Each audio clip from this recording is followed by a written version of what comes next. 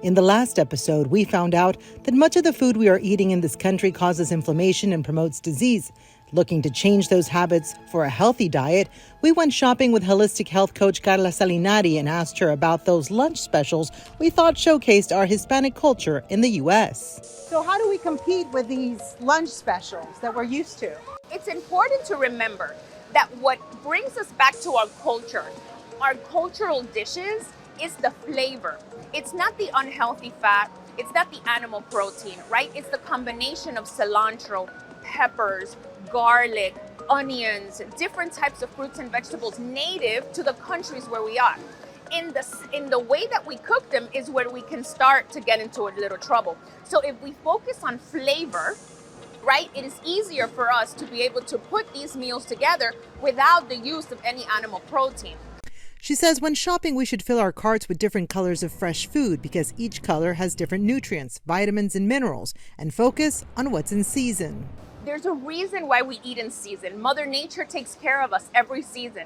During the cold months, we have an abundance of squashes, pumpkin, which has zinc in the seeds, right, which protects us against the flu and viruses, very important for the colder and winter months.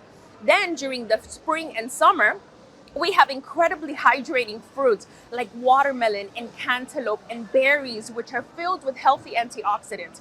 She not only recommends eating the rainbow, but also eating the different parts of a plant. If we can stay focused on that our plate needs a healthy variety of roots.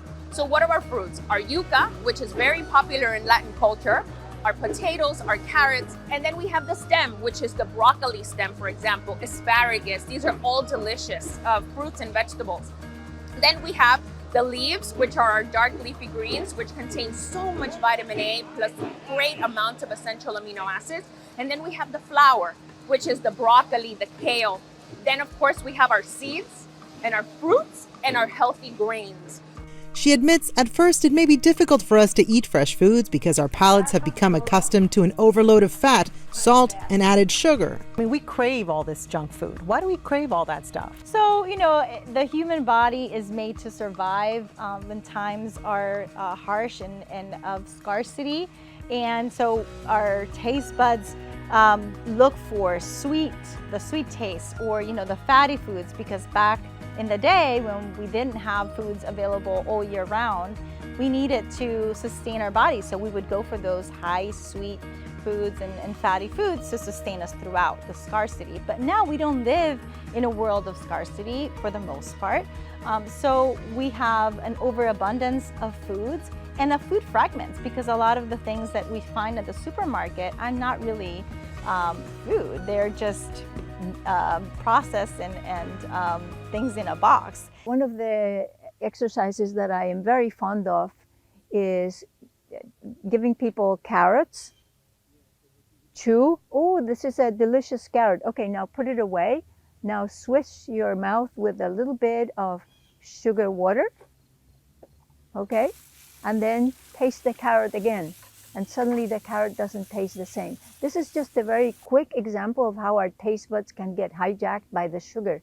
But the taste buds can be downjacked if you stop eating the sugar, the oil, and the salt, hyper palatable foods, and start to develop a taste for the natural sweetness, saltiness, and fattiness of the plant foods. It happens gradually, and we have to do it in some sort of organized fashion. But don't throw the towel. Just stick with it. A quick internet search and I found several easy dressings made with avocado or nuts instead of refined oils, and desserts sweetened with dates instead of sugar. You first have to know that there's much more food in the plant kingdom than there is in the animal world. Talk to your grandma, or talk to people in your family who used to eat, more from the earth, and try to see if you can make those recipes, but without the meat, cheese, and eggs. Currently, the United States Department of Agriculture, or USDA, food guidelines recommend consuming all kinds of vegetables, fruits, grains, oils, and protein. And although they don't specify that protein should be animal-based, they do recommend dairy products. Sadly, The recommendations, even though they get better every year because the information about how important and how helpful the plants are in our promoting and maintaining our health, they still add information that's very confusing and very disorienting to anyone who reads the 100-page document. Dr. Ana Negron says dairy is in there because the USDA has two jobs. It promotes agriculture and tells the population what they should eat, something people like Dr. Negron believe is a conflict of interest. Many people think that the USDA should be divided into two organizations or two departments, the Department of Agriculture and the Department for the People. It cannot really serve two masters very well. It will serve the master that gives them more money. And that is? The agribusiness, the meat industry, the meat and dairy industry, which racks billions of dollars a year to the millions of the plant business. We asked the USDA why they included dairy in their recommendation if experts say the majority of the world's population cannot digest lactose and it's been linked to diseases, including cancer. They told us the dairy food group is included because its foods provide a range of nutrients needed to promote health, prevent disease, and meet nutrient needs required across life stages. USDA and HHS recognize that a large portion of the population is lactose intolerant or choose not to consume dairy products, which is why the dietary guidelines note that a person can meet their dairy recommendation by consuming low-fat or fat-free lactose-free milk or yogurt or fortified soy beverage.